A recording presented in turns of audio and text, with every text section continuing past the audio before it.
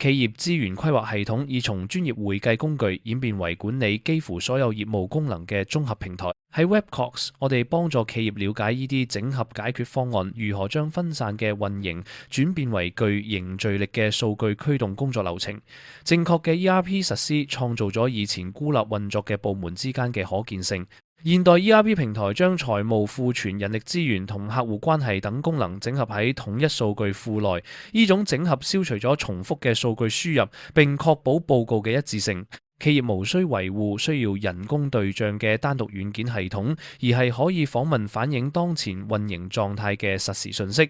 決策者無需等待月末合併流程，即可獲得準確嘅洞察。可擴展性將有效嘅 ERP 解決方案同有限嘅單點應用區分開嚟。隨住組織擴張，其系統必須容納增加嘅交易量、額外地點同新業務線。好多貿易同埋製造企業依靠 ERP 可擴展性嚟支持複雜嘅供應鏈同埋多貨幣運營。